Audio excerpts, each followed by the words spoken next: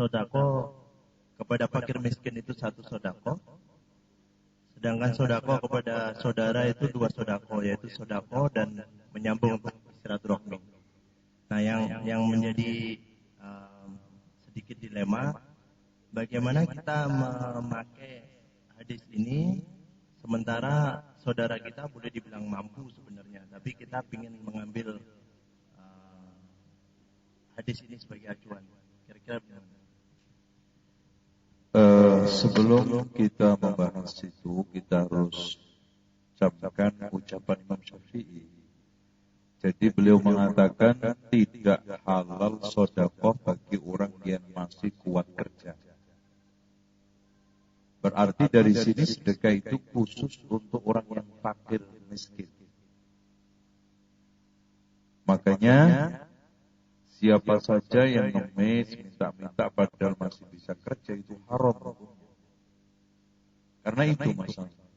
Tidak halal sedekah bagi orang yang masih, kalau mau kuat kerja masih bisa. Itu kata Imam Syafi'i yang dinukil oleh Imam Ibnul Jauzi dalam kitab Talbisul Iblis.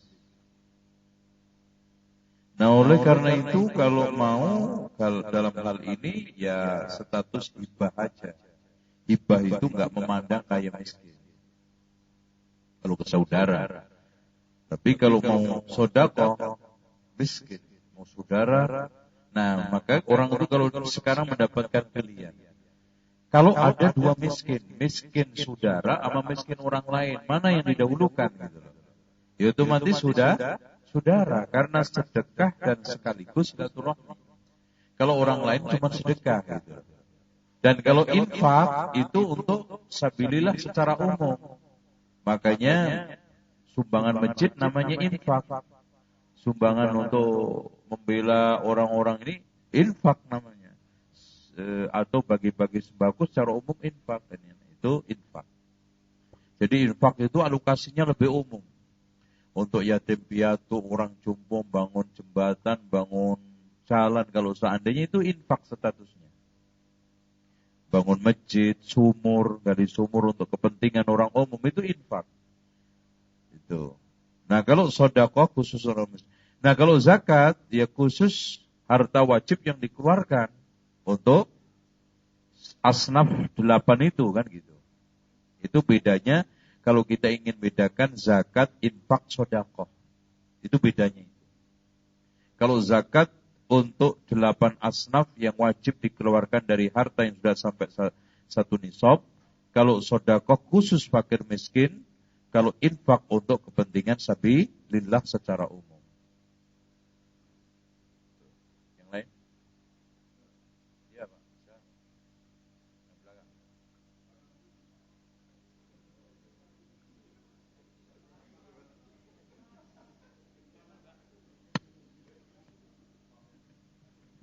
Assalamualaikum warahmatullahi taala wabarakatuh.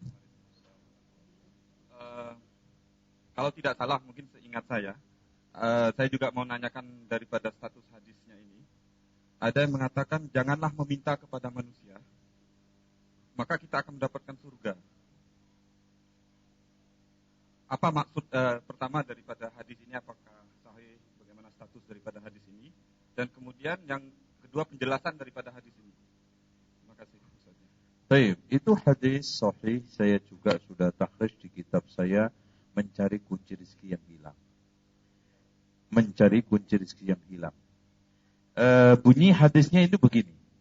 Man yadmanu li alla yas'alan nas azman lahul jannah. Siapa yang bisa menjaminku tidak pernah minta bantuan ke orang lain, saya akan jamin surga. Sahabat itu mengatakan yang diberitahu sama Rasulullah itu, semenjak itu saya tidak pernah minta bantuan ke siapapun, termasuk ambil sandal, ini dan yang lain. Kenapa? Karena minta bantuan, walaupun ini itu menumbuhkan ketergantungan. Lah kalau sama manusia, ketergantungan sama selain Allah kan jelek.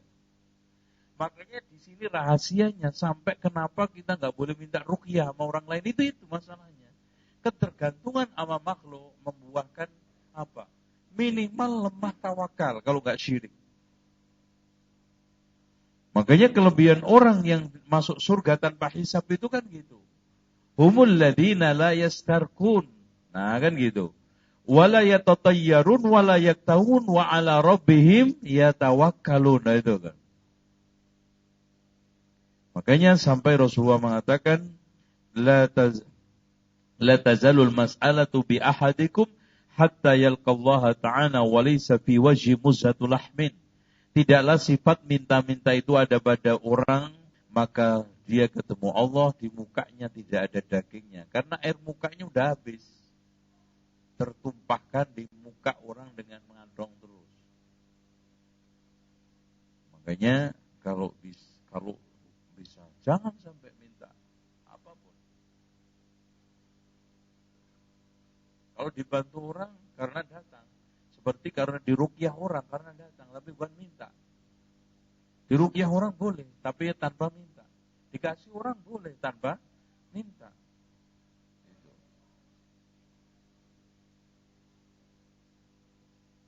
Ada lagi yang lain? Assalamualaikum warahmatullahi wabarakatuh. Waalaikumsalam. Ustaz, tadi kan kata Ustaz kalau misalkan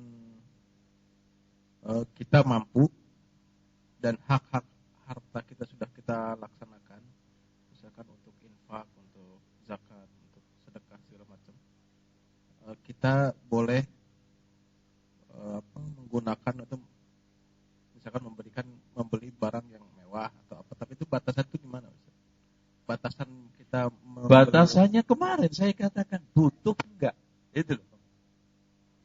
Pokoknya kita itu kalau butuh semewah pesawat jet nggak ada masalah. Antum beli pesawat jet nggak apa-apa kalau butuh. Makanya sekarang dulukan kebutuhan daripada keinginan, dulukan pola daripada gaya. Selesai. Soal sekarang mewah nggak mewah itu status disebut oleh manusia. Selagi saya butuh, nggak jadi mewah. Contoh saja sekarang ini, anak butuh ini enggak? Ternyata pakai ini efektif. Kemana-mana nggak harus bohong. Coba, kalau ini saya bawa kemana-mana buku bisa ditembak. Subhanallah, dengan ini bawa ribuan buku. Yang buka buku ini. Alhamdulillah.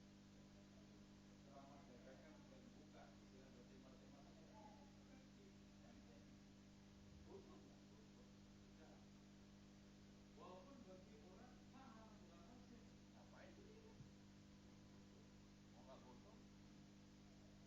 Jadi soal masalah sekarang ini mewah nggak mewah itu status sebutan saja. Yang penting butuh nggak, itu aja. Selagi antum butuh, contoh saja, saya terpaksa harus beli mobil mewah. Karena apa? Butuh untuk menemui kolega, untuk menemui customer yang tender saya itu miliaran, 15 miliar, 20 miliar, mosok mobil carry. Siapa yang percaya? Saya harus beli mobil Mercy, BMW yang mungkin 3 miliar untuk memberikan satu kepercayaan, ketenangan customer saya untuk suatu tender yang 15-20 miliar. Butuh nggak? Butuh. Itu. Bahkan saya di hari-hari lain nggak saya naikin. Karena hari-hari lain saya nggak butuh. Nganterin sekolah masuk Mercy. Nganterin jenazah masuk Mercy. Saya pakai ketika menemui kolega saya, customer saya, untuk deal satu tender jalan raya yang panjangnya 500 km. 500 km, Masya Allah. Itu, udahlah nggak usah 100 meter aja, 100 km. Itu antum kalau bawa cuma Innova, nggak apa-apa dipercaya di Indonesia. Bukan di Indonesia, mau Singapura, Malaysia, nggak dipercaya. Panjangnya jalan tol 100 kilo, bawa mobil Innova nggak bakal.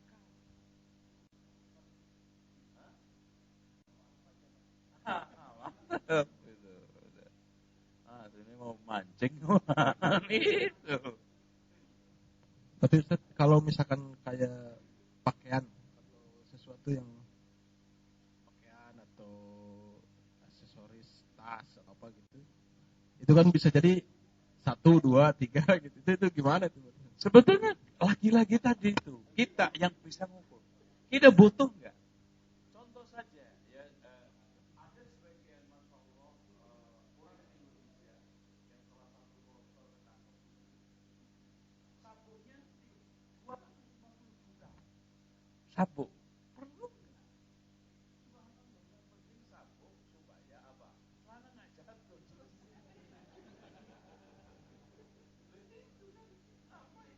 250 juta berarti nggak butuh itu. Sekarang saya tanya, siapa yang sekarang akan mengedilkan tender lewat sabuk yang ketutup?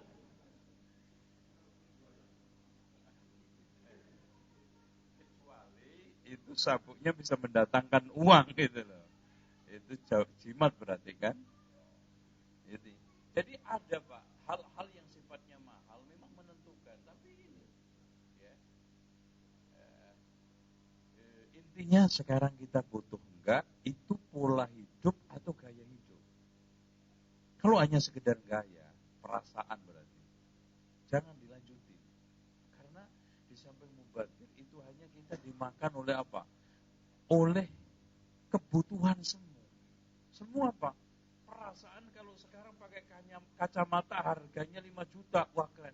Padahal yang 500.000 juga sama dengan yang 5 juta. Yang penting apa? Yang pakai siapa? Itu. Pemulung pakai 5 juta, tetap aja. Dianggapnya orang ya paling 5.000 itu. Coba artis yang pakai, padahal 5.000. Wah, keren banget. Semu kan berarti. Itu. Ini soal masalah aksesoris hidup. Kacamata, jam tangan sampai 150 juta. Jadi ada sebagian orang bangga berjalan itu 1 miliar. Gimana nggak 1 miliar? Karena apa? Jamnya 150.000, sabuknya 250.000, jaketnya sampai 25.000, kaos dalamnya 2,5 juta, kaos dalamnya 1 juta. Ya. Jalan itu 1 miliar. Kaya berarti kan, bukan kebutuhan.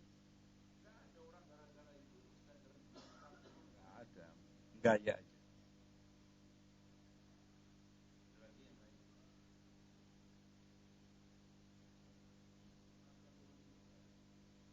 Kono gini, kalau yang dimaksud adalah mengembalikan harta kepada pemilik semula, itu ada. Harta sebelum menikah, harta setelah menikah. Itu. Harta sebelum menikah disebut kono gini, kalau setelah menikah namanya apa? Pokoknya dibalikan. Umpamanya begini, rumah ini dulu dibeli barang. Berapa duit suami?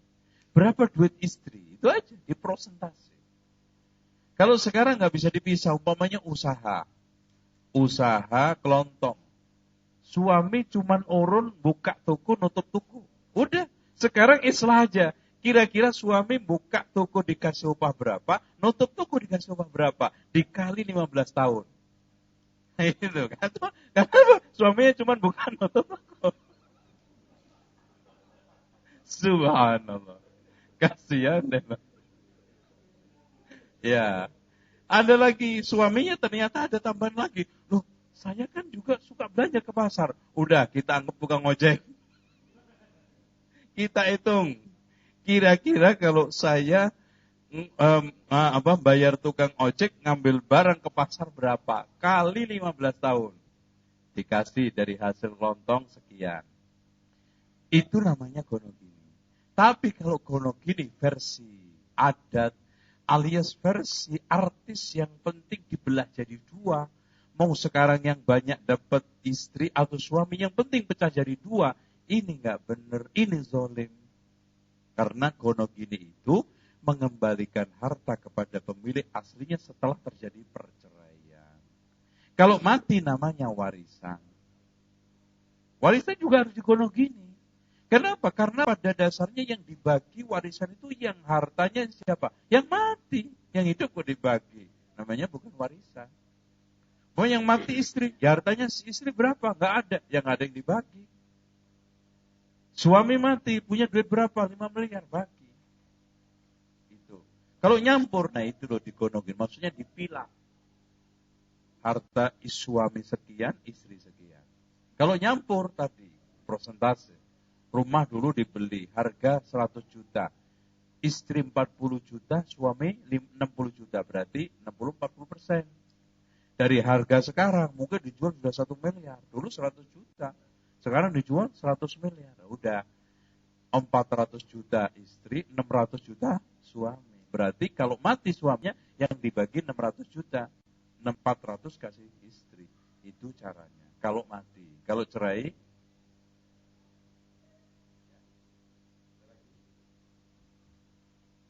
Assalamualaikum warahmatullahi wabarakatuh.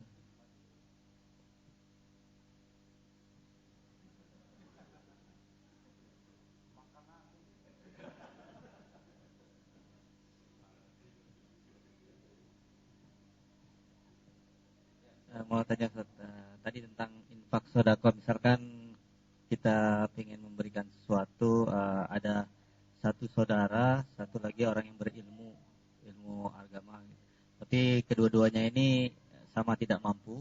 Kemudian kita ingin memberikan, apakah bagaimana sebaiknya? Apakah kita berikan kepada orang ahli ilmu atau kepada saudara kita, tapi dia suka melakukan maksiat kepada Allah?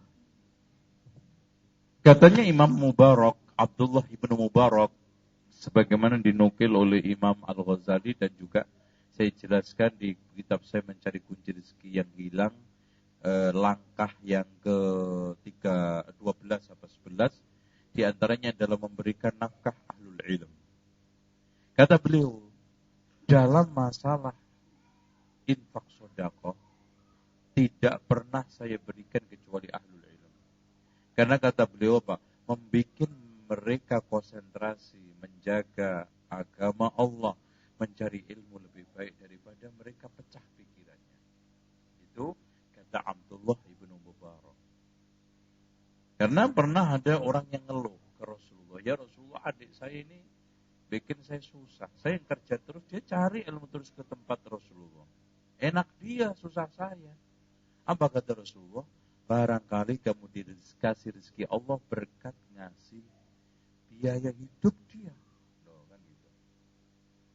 Makanya di antaranya saluran kunci rezeki adalah memberikan infak kepada talibul ilmi, kepada ulama dan yang lainnya. Dan termasuk juga orang-orang du'afa, orang-orang fakir miskin juga. Kata Rasulullah, la'allakum tunsaruna wa turzaquna bi du'afaikum. Kamu ditolong Allah dan diberi rezeki berkat menolong orang lemah di antara kalian. Ya Allah. Lagi yang lain.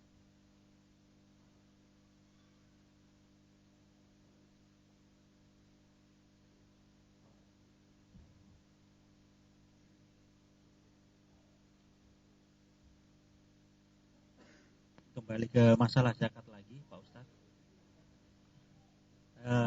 Kan zakat kan syaratnya ada haul dan nisabnya. Mencapai waktu tertentu, haulnya dan nisabnya mencapai jumlah tertentu.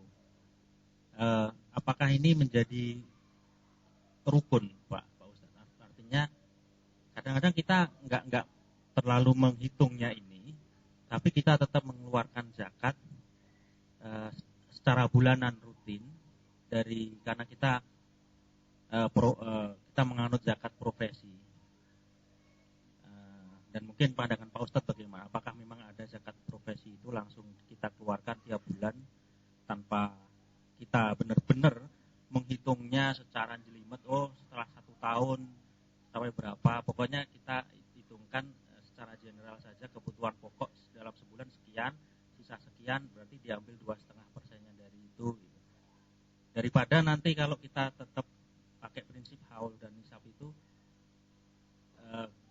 belum tercapai 1 tahun, jadi 1 tahun kurang 1 hari kita belanjakan untuk beli mobil, jadi udah tidak tercapai nisab jadinya. Atau kita belikan apartemen, belikan tanah dan sebagainya. Apakah seperti itu bisa kita lakukan? Terima kasih. hadirin sekalian, keadilan Islam di dalam zakat seperti yang dijelaskan oleh Imam Ibnu Qayyim di dalam kitab Zadul Ma'ad. Kata beliau, kenapa zakat tidak diwajibkan cuma seumur hidup karena mendolimi fakir miskin, dan tidak diwajibkan per bulan karena juga mendolimi muzaki, maka per tahun itulah yang paling adil. Karena apa Pak? Karena kebutuhan orang itu dinyatakan stabil setelah berjalan 1 tahun. Karena kalau per bulan kita juga nggak tahu, fluktuatif kan, mungkin longgar bulan ini, depan amblok, bahkan bulan depannya istri sakit, anak sakit, mertua bangun rumah harus nyumbang, turun lagi, apalagi bulan Juni Juli melunasi semester, anak masuk sekolah. Nah, jadi ritme kebutuhan hidup itu nggak bisa diketahui per bulan. Orang dinyatakan kaya tidaknya itu setelah ditunggu minimal 1 tahun. Kalau lebih berarti kaya, kalau enggak, ya namanya aja enggak, miskin. Itu logika. Terus kemudian orang kalau memang tidak wajib zakat, jangan dipaksa-paksain. Karena zakat itu diwajibkan untuk orang yang berlebih, kan gitu. Kelebihan dia setelah memenuhi kebutuhan primer pokoknya hidupnya. Jangan nanti kita paksakan sehingga baru mengeluarkan zakat, malah minta zakat, kan repot juga. Gitu. Nah, kalau ada kekhawatiran, jangan-jangan kalau nanti ngeluarin 1 tahun sekali, ngeles terus, itu innamal a'malu binniyat. Kalau ada orang ngeles, itu jangan merubah salahnya orang, merubah hukum. Kita beneri itu yang salah, yaitu apa? Ngeles. Mau nisab sebulan, beli mobil. Itu dosa sendiri. Beda dengan orang yang sekarang itu normal. Saya bukan dalam rangka ngeles, makanya Pak ada sama-sama tindakan, tetapi beda hasil. Satunya masuk surga, satunya masuk neraka karena innamal a'malu binniyat. Contoh, sebelum sebulan saya belanja karena memang rumah saya butuh dibenahi, kena gempa, habis banjir, atau macam-macam. Tapi yang satunya sudah ada niat, ini mau nisab nih, mau haul nih, udah, beli ini aja deh, atau ini. Satu dengan yang lainnya ini nanti di hadapan Allah jelas bisa mempertanggungjawabkan. Ya Allah, saya keluarkan uang saya bukan untuk meles zakat. Demi Allah ya Allah, kalau seandainya bukan rumah saya ini ambruk, atau sekarang kena gempa atau rusak, saya akan keluar zakat. Beda dengan ya Allah memang gue ngeles. Sebetulnya mampu. Karena memang itu nanti di sininya sama Allah. Gitu. Dengan demikian kesalahan orang jangan merubah suatu hukum. Artinya ada orang ngeles, udah deh kita tarikin per bulan aja. Enggak, tetap setahun. Yang salah beneri. Kenapa tadi per tahun? Adil. Kalau per bulan kasihan muzaki. Kalau seumur hidup kasihan orang miskin. Seumur hidup. Zakat cuma sekali seumur hidup. Itu. Mutiar miskinnya. Yang gitu. Fakir miskinnya kelentar. Itu. Habis itu makan angin. Itu kan gitu. Tapi kalau per bulan kasihan.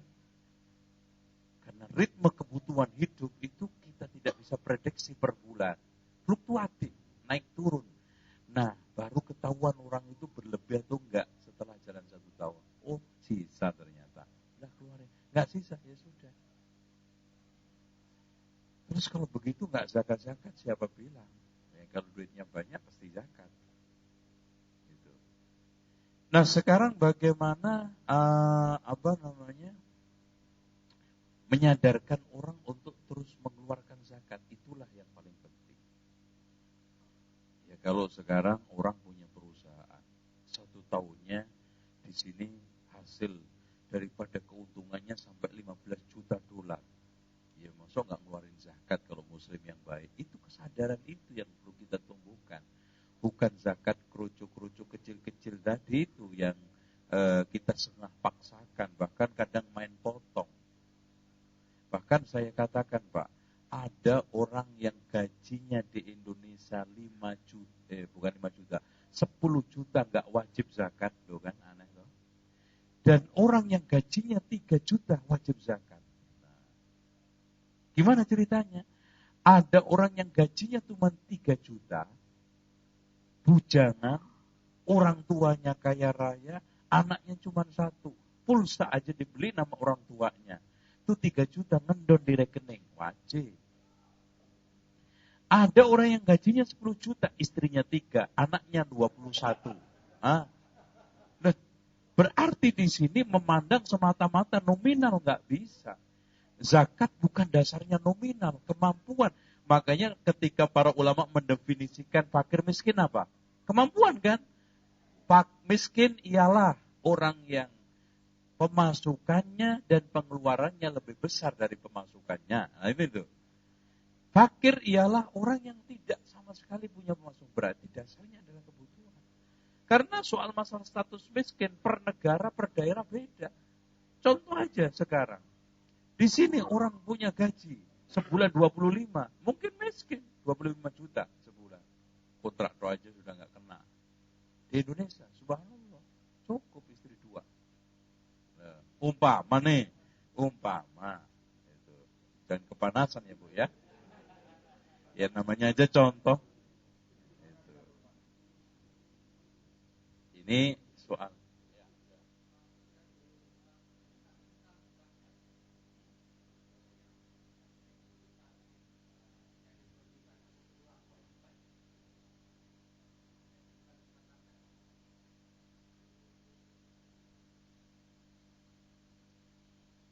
Okay, yang Ustaz cakap tadi tentang yang bergaji besar mungkin tiada kewajipan untuk menunaikan zakat berbanding dengan yang bergaji kecil kerana kemampuan isteri dan sebagainya. Okay. Tetapi juga kalau kita tengok zaman sekarang ni orang apabila membeli rumah contohnya, mereka beli rumah pakai loan, pakai mortgage ataupun Islamic home financing contohnya. Jadi orang yang bergaji besar, dia boleh beli rumah yang lagi besar sebab kapasitinya besar. Jadi disebabkan dia beli rumah yang lagi besar, duit yang dikeluarkan bulanan itu jadi lebih besar juga. Jadi dia punya discretionary income dia adalah lebih rendah. Jadi disebabkan dia membeli rumah besar, jadi terpaksa bayar loan yang besar dan discretionary income-nya rendah, maka zakatnya dengan sendirinya menjadi lebih rendah berbanding dengan orang yang mungkin gaji kecil, beli rumah kecil, maknanya dari segi discretionary income-nya lebih besar. Jadi bagaimana dari segi orang kata keadilan daripada neraca Islam tu? Saya minta Ustaz komen sikit. Gini, lagi-lagi yang saya tekankan, niatnya itu ngeles enggak? Niatnya ingin menghindar dari zakat enggak, beli rumah gede? Dan yang kedua, butuh enggak rumah gede? Kalau sekarang nggak butuh, ngapain? Nah, di situ berarti. Kalau rumah cukup 3 kamar, kenapa 7? Mubadir, tempat untuk kuntilanak, untuk Dracula. Nah itu. Makanya sekarang yang paling penting butuh nggak? Oke, saya income besar, beli rumah besar. Kalau butuh, nggak salah. Karena memang tadi anak saya 21. Anak 21. Kamar 7 masih kurang. Harus beli rumah 3. 1, 2, 3, 7, 7, 7. Begitu juga mobil. Bagi saya sekarang punya mobil 1 cukup. Tapi bagi orang lain nggak cukup. Karena tadi formulirnya sudah lengkap 4. Harus terpaksa mobil 4. Istri 1 kasih mobil 1. Adil. Jadi sekarang mau income-nya besar, pengeluarannya besar, dengan berbagai macam bentuk. Pertanyaannya untuk menghindar zakat dan butuh enggak? Itu aja. Selagi tidak tujuannya menghindar zakat dan selagi butuh, enggak ada yang kita salahkan. Dan memang wajar. Orang itu semakin besar income, semakin besar pengeluaran. Dan orang semakin kecil income, semakin kecil kan pengeluaran. Dan itu subhanallah, adilnya Allah. Membagi rezeki manusia yang Allah katakan, nahnu qasamna bainahum ma'isyatahum. Kamilah yang membagi dengan baik ma'isyah manusia. Subhanallah. Dan akhirnya Pak, subhanallah, ini orang gajinya sebenarnya kok cukup ya. Bahkan ada yang cuma di Jakarta ini Pak, jual rujak bebek. Anaknya 3, hidup semua. Rujak bebek itu. Bisa hidup, subhanallah. Adilnya Allah. Semua bisa hidup. Dengan berbagai macam cara yang telah diberikan oleh Allah. Yang rujak bebek bisa hidup, yang ngojek bisa hidup, tukang becak bisa hidup, security bisa hidup, yang sekarang ini pegawai biasa bisa hidup, yang sekarang manajer juga bisa hidup, direktur juga bisa hidup, semua. Nahnu qasamna, kami yang bagi, kata Allah. Nah, pertanyaannya tadi itu, beli rumah gede, mobil 4, butuh enggak? 2, untuk mengelak, menghindar zakat, enggak. Itu aja. Kalau enggak, silakan terus. Saya beli mobil butuh, ngelak enggak. Saya kalau punya lebih, keluar zakat tuh. Anu sebagai seorang muslim, rukun Islam ada 5. Di antaranya zakat. Cuma saya perlu tuh mobil. Beli. Perlu rumah. Beli. Dan yang tahu, dia sama Allah. Innamal a'malu binniyat. Saya beli rumah ini dalam rangka untuk menghindar zakat enggak? Saya sekarang butuh enggak? Itu aja. Ya, oke? Ada lagi? Ya, siapa? Assalamualaikum. Mengenai pilihan, kalau misalnya kita dalam posisi harus memutuskan di mana misalnya memperoleh pekerjaan gitu Pak Ustaz. Tapi kita nggak ada pilihan lain. Cuma kita tolak itu karena kita khawatir dengan lingkungan pekerjaannya itu membuat nanti keimanan kita akan jadi sedikit-sedikit mungkin terkurangi begitu. Misalnya kita dapat tawaran pekerjaan di negara kafir, kita khawatir nanti kalau misalnya di sana nanti sholat jadi susah. Lalu nanti mungkin teman-teman mengajak makan, di mana juga mungkin ada minuman beralkohol. Lalu ada meeting-meeting yang mungkin kita nggak bisa hindari, di mana mengganggu waktu sholat. Sehingga semuanya itu kekhawatiran itu yang belum tentu terjadi. Tapi sejak awal kita sudah memprediksi bahwa mungkin akan terjadi ini, sehingga kita memutuskan untuk tidak menerima. Dalam keadaan kita tidak ada pilihan lain. Bukan ada 2 pilihan atau 3 pilihan, tidak ada pilihan lain, kita harus menolak. Bagaimana menurut pendapat Pak Ustadz itu? Oke.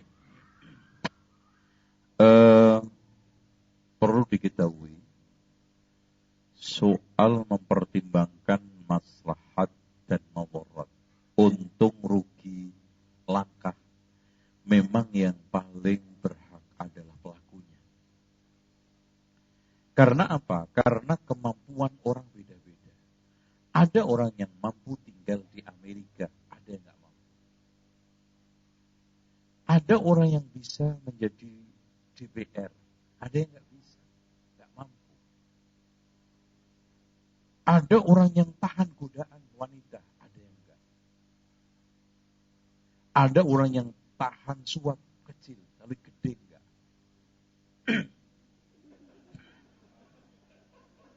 Iya. Iya, kalau 100 juta ditolak bisa, Masya Allah. 300 ditolak bisa, 3 miliar lemes. Nggak bisa. Masya Allah, ini iman. Tobat nanti sekalian, gitu kan gitu. Kalau kecil-kecil ini tobat juga, gede juga tobat. Udah ada. Sekali yang gede tobatnya sama. Akhirnya kalau mobil Innova ditolak, Mercy nggak ditolak. Itu wah, jadi pejabat kasih mobil Innova, nggak mau. Ternyata Mercy mau. Karena udah sekalian. Jadi oleh karena itu disinilah kita yang paling penting ketika melangkah istafti bi qalbik kata Rasulullah.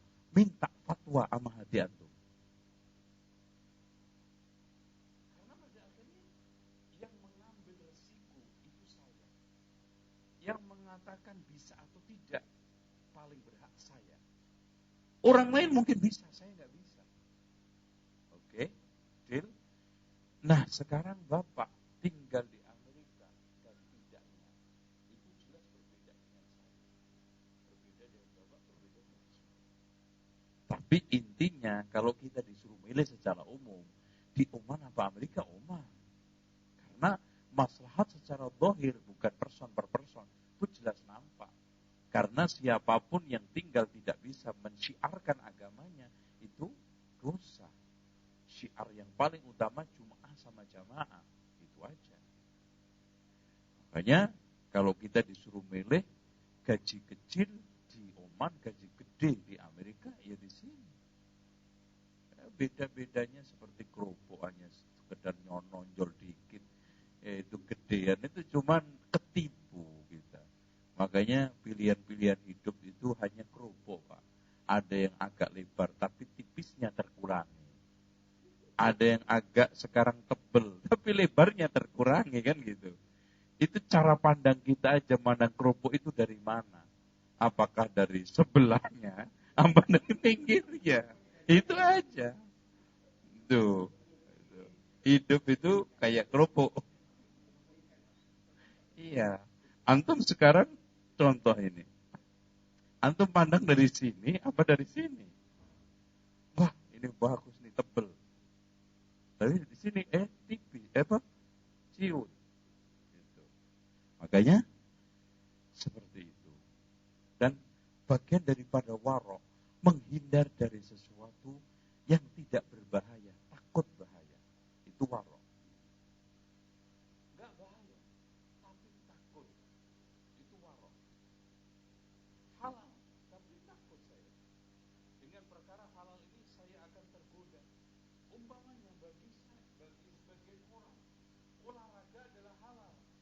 Tapi buat hafid Al-Quran, dengan saya sering-sering olahraga, hafalan saya hilang. Bahaya juga nih. Buat antum main kuda nggak apa-apa. Saya apa-apa. Ternyata yang bagus saya, ternyata main apa? Yang penting jangan main canda, kurang ajar tuh. Itu tergantung. Pokoknya siapa yang menghindar sesuatu yang tidak apa-apa karena takut akhirat, karena takut ada apa-apa. Menghindar dari sesuatu yang tidak apa-apa, takut ada apa-apa, itu lebih baik. Warok namanya. Makanya warok itu lebih tinggi daripada zuhud. Zuhud hanya menghindari dari sesuatu yang bahaya. Syubhat. Ini syubhat, ini haram zuhud. Tapi menghindari dari sesuatu yang tidak apa-apa, takut ada apa-apa di balik itu ke belakangnya, itu wira'i namanya. Itu lebih baik. Jadi kalau misalnya saya ditanya oleh anak saya, untuk kasus yang seperti tadi, misalnya untuk memutuskan, boleh nggak Pak saya ambil kerjaan di sana ini? Padahal dia belum tentu dapat kerjaan di tempat negara lain yang kondisinya mungkin lebih baik. Saya bilang yang jelas kalau ini sebaiknya dicobakan untuk tidak diambil dulu deh, cari yang lain aja dulu. Atau belum mendesak kebutuhannya. Karena gini loh Pak, kita hanya belain dunia yang paling banter 30-40 tahun lagi. Sementara kurban jutaan tahun, akhirat kita kuburan tok aja berapa? Ya kalau kita kita umpamanya mati hari ini, kiamat kurang 5 juta tahun, berarti kuburan tok 5 juta itu, Pak.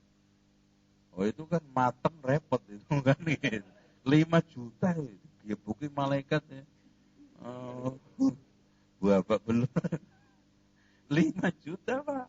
Kita digebukin orang sehari aja udah bengep, udah.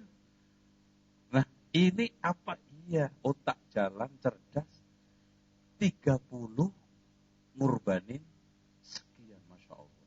Gitu. Karena pada dasarnya seorang mukmin itu memandang harta itu bukan kuantitas, tapi kualitas. Kemanfaatan, keberkahan. Berkah itu apa, Bro? Tambah baik. Semakin menambah kita itu baik, enak. Itu barokah. Pokoknya nambah baik deh. Kalau harta nambah kita celaka, ya. Kita masalahnya kan belum pernah diputar uji, dimintai pertanggungjawaban oleh Allah. Masih kira-kira nanti aja kan. Kalau kita pernah, Masya Allah. Makanya kita itu kan betah hidup di dunia karena surganya nggak jelas saja. Coba kalau kita jelas nggak ada yang kerasa.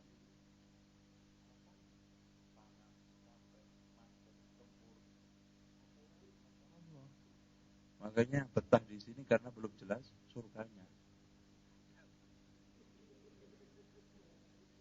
Sok aja itu.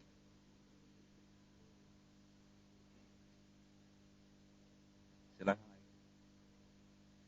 Kayaknya udah cukup. Ibu-ibu nggak ada yang urun rembuk nih ya. Satu nggak udah ya udah. Insya Allah kita akhiri. Sekian saja. Saya ingin simpulkan bahwa cari uang boleh. Kita hidup tidak bisa lepas dari dunia. Tapi dunia hanya sarana, akhirat hanya tujuan utama. Maka carilah dengan cara yang halal, tunaikan haknya, dan alokasikan untuk meraih ridha Allah. Maka harta kita barokah, sehingga asasnya Allahumma inna nas'aluka ilman nafi'ah dasarnya. Warizqan thayyibah hasilnya. Wa amalan mutaqabbala ini outputnya. Sehingga siapa yang inputnya baik, prosesnya dijalankan dengan harta yang halal, maka outputnya akan menghasilkan amalan mutaqabbala, amal yang diterima oleh Allah. Itu. Dan ini doa dianjurkan sangat oleh Rasulullah, dibaca setiap setelah sholat subuh. Karena memang pagi-pagi yang dicari orang duit kan. Modalnya ilmu bermanfaat, dapatnya harta yang halalan thayyibah, happy endingnya amalan mutaqabbal. Itu yang harus lengkap. Satu dong aja. Tiga-tiganya harus kena. Demikian kita akhiri.